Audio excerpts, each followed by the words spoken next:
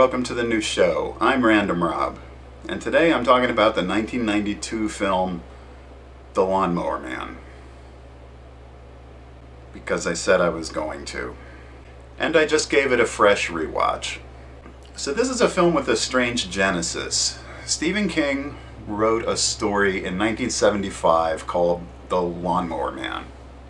It was first published in Cavalier magazine. It was later republished in Night Shift, put out in 1978. Incidentally, one of my favorite horror short story collections, period. Now that story is about a lawn care man who turns out to be a disciple of Pan, ends up turning a suburban dad into a blood sacrifice at the end. For some reason, New Line Picture had purchased the rights to it. New Line also had a script for a film called Cyber God, which I believe was written by Gimel Everett.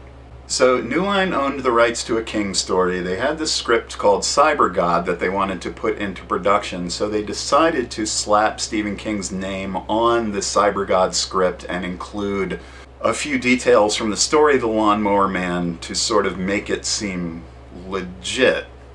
And Stephen King apparently didn't know about any of this and proceeded to sue them when they started promoting the movie as Stephen King's Lawnmower Man.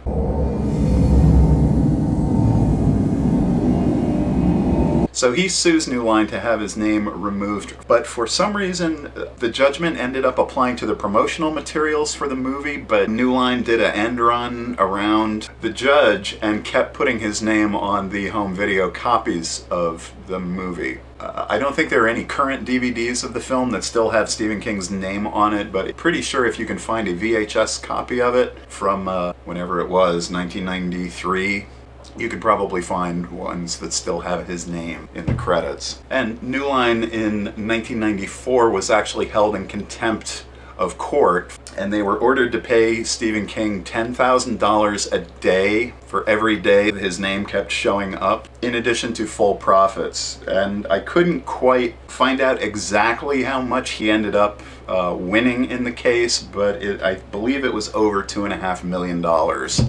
The film cost roughly $10 million to make.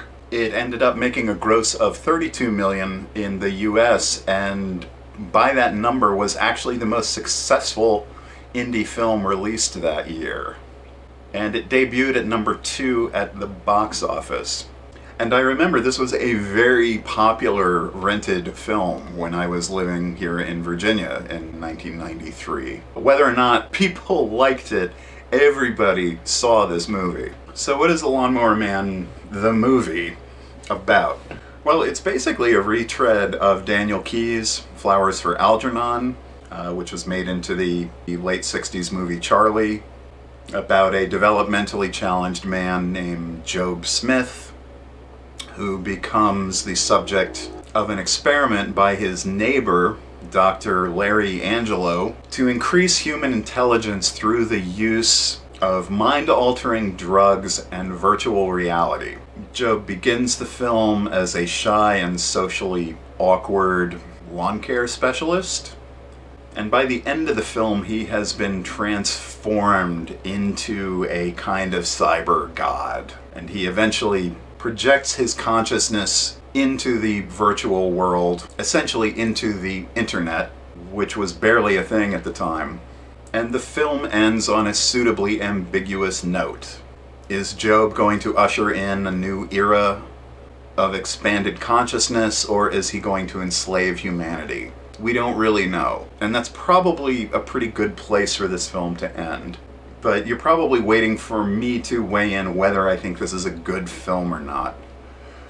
Well, no, but it does have some good things in it. Pierce Brosnan as the manic and often morally reprehensible Dr. Angelo is a good take on the mad scientist character, even if he's not a particularly good scientist. He experiments on Job, even though Job is developing superhuman powers and seeming to lose all of his empathy and having seizures, among other things, and he continues to experiment on him anyway, without a control group. Jeff Fahey is actually kind of great in this.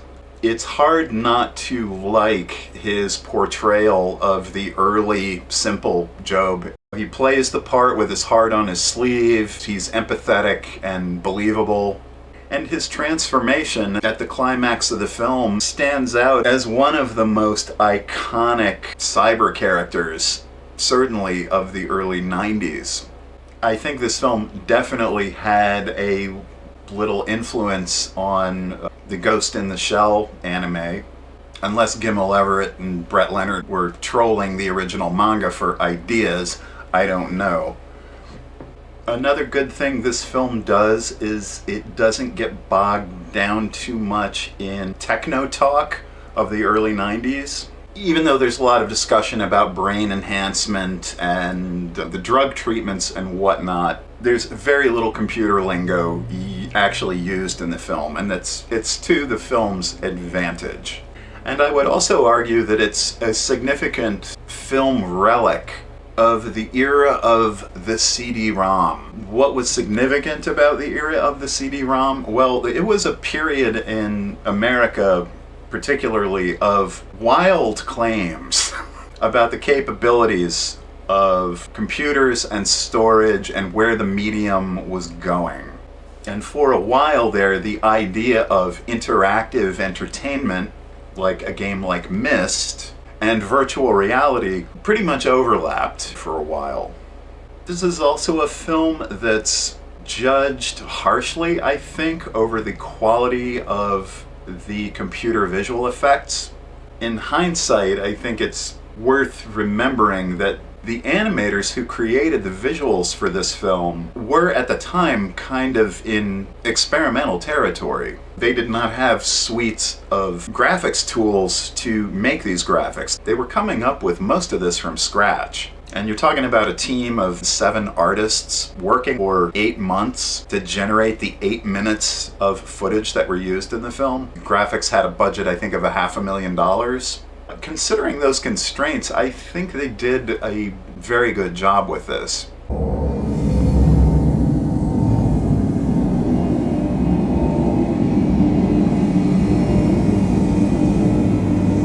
Jurassic Park surely blew the doors off of these effects the following year, but that was a much more experienced team and a much larger team of animators with a lot more money at their disposal. I guess what I like about the graphics in this film is that they have their own flavor. They have an unrealistic style that gives them a uniqueness. Having the animations in The Lawnmower Man be more realistic would not have fit the strange tone of the narrative. And I also think the final form of Job in the VSI lab mainframe as he's frantically trying to find an access code to escape from the mainframe. I still think it's a pretty cool bit of graphics. Even if his face and features are kind of distorted and weird looking at times, again, it fits with the idea that Job has lost his humanity. In fact, to me, it's the best part of the film. Whatever the film misses at the beginning, I think the ending of this film really works well. It's a good punchline for this kind of story. It's spooky. It hits the right note. What are other things I like about this movie? I like the nighttime photography. I know that the film crew that worked doing the nighttime photography in The Lawnmower Man had come up with a system of using bluish lights to give the nighttime visuals a high contrast metallic kind of look, and that these guys ended up working later for James Cameron on Terminator 2, which is full of that same kind of photography. I like Jeffrey Lewis in this as Terry McKean, Father McKean's alcoholic brother who runs the lawn care service. You could tell he was really having a good time with this. And there's something else I like about this film, and that's just the vibe of it, how it feels. It reminds me a little bit of the films of George Romero or Dario Argento, that you have this sci-fi horror story, but it's framed within a almost soap opera bordering on softcore porn quality. It's highbrow and lowbrow at the same time.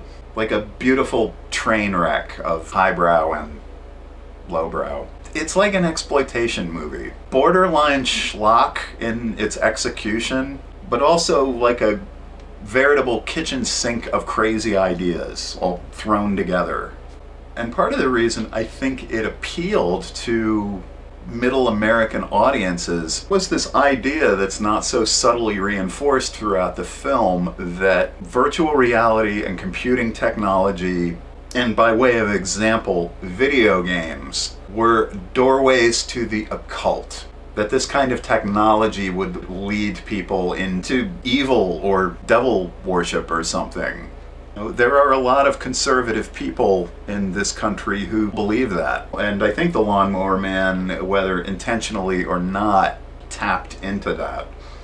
And if you need a further example of that point, in the book Ashes of Waco, it was revealed that The Lawnmower Man was one of David Koresh's favorite films, and that he saw the transformation of the character Job as a template for the spiritual transformation he was going through.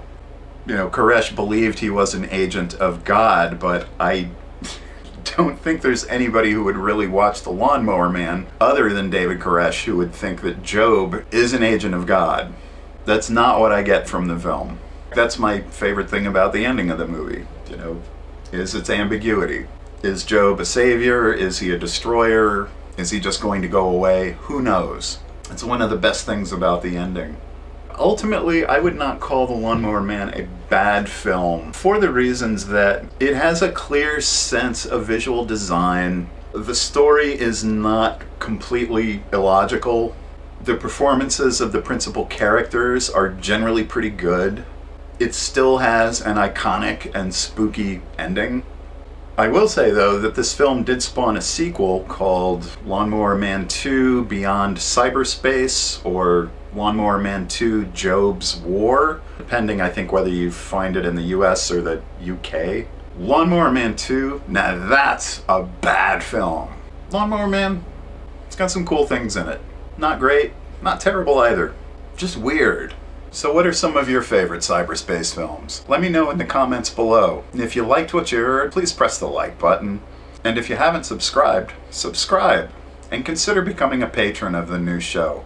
Alright, this is Random Rob for the new show, and I'll see you next time. Bye-bye.